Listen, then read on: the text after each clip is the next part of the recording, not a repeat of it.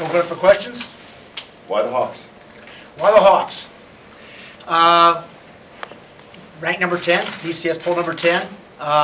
We had Iowa on our radar screen for a long time.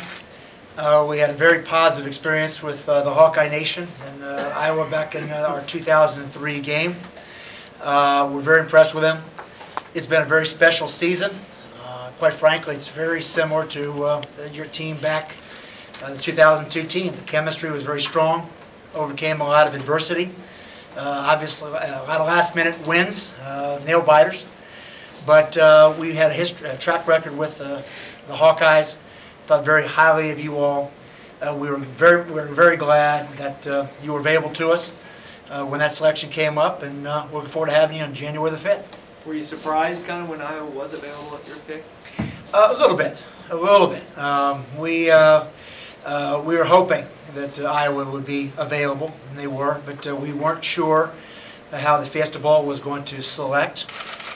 We didn't know. We had some ideas as to what they may or may not do, but at the end of the day, late Sunday afternoon, they made their selection, and obviously you all were available and made the pick of Iowa. And here we are. How quick did that happen for you guys was it just a no-brainer right then?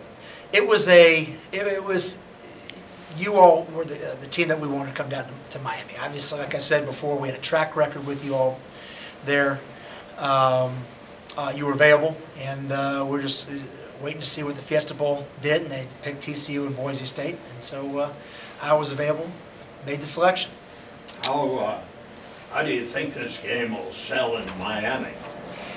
We had about 48,000 Hawkeye fans down in Miami. We anticipate that same number, or maybe more, this year. Georgia Tech, we think is going to get their allotment, about 22,000, maybe 25,000. We think the Hawkeye Nation will take up the difference. I think Iowa obviously had a good experience down in 2002, but I think there's some, I think as coaches said in the past, there's some unfinished business to attend to.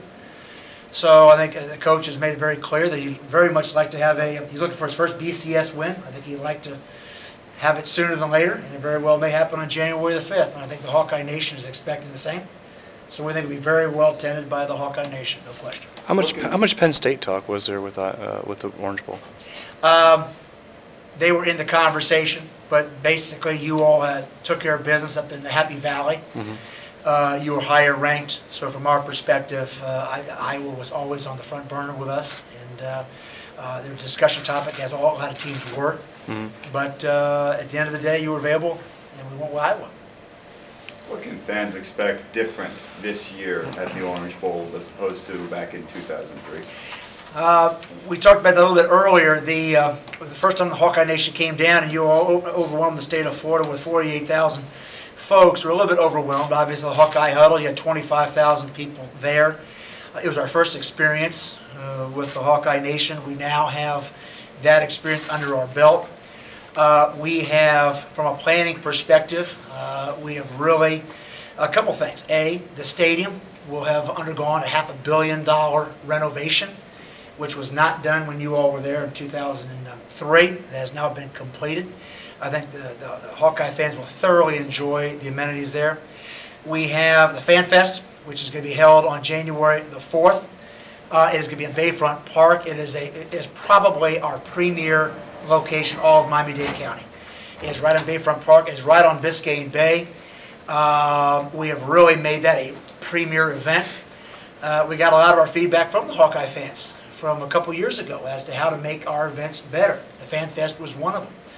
So it's going to be right on the water, right on the bay. It's going to be an outdoor event. It's in a prime location, prime real estate, if you will.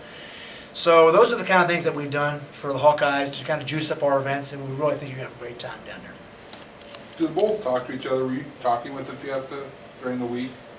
I think the Bulls do talk on a conference call. I think in this day and age, obviously, ever since 9/11, travel patterns have changed a little bit, obviously with the economy.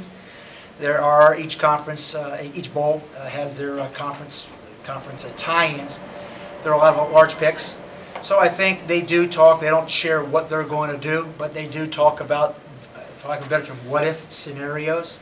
It doesn't make much sense for a team out west to come all the way east, or a team in the east to go all the way west. So to the extent that we can honor the conference tie-ins, we can make sure that teams are supposed to get into the BCS process are in, and also make it logistically easy for fans to get there. We try to accomplish that, no question about it.